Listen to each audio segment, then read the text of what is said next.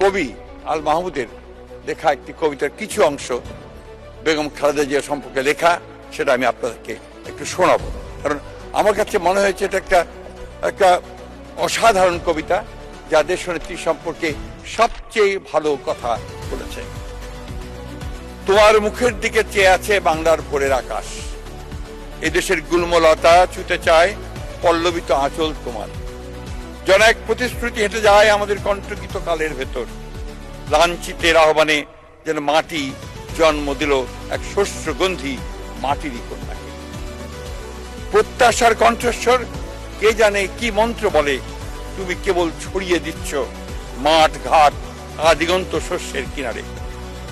আমরাও সাক্ষ্য দেব, হ্যাঁ আমরা একথা দেখেছি মাতাকে এক অনিশ্চয়ই সাধারে দাঁড়িয়ে আলোর ডানার মতো মেলে দিয়ে ব্যাঘ্র দুই বাহু 11 কোটির মাঝে নেমেছিল বিদ্যুৎ বিভায়। কখনো ভুলো না যেন তোমার ঘুমটায় আছে মানুষের আশার বারুদ। ভুলো না তোমার বাক্য প্রতীক্ষিত নিঃশ্বাস জাতির অবিচল পিঙ্গলাক্ষী হে মাতৃকা, মানুষের আশাকে জাগাও। তিনি জাগিয়ে তুলেছেন সেই আশা। তিনি হেঁটে গিয়েছিলেন কারাগারে ভালোভাবে, আবার একই সঙ্গে তাকে হত্যা করার জন্য ফ্যাসিস্টরা যে ষড়যন্ত্র করেছিল, সেই ষড়যন্ত্র তাদের টিকতে পারেনি।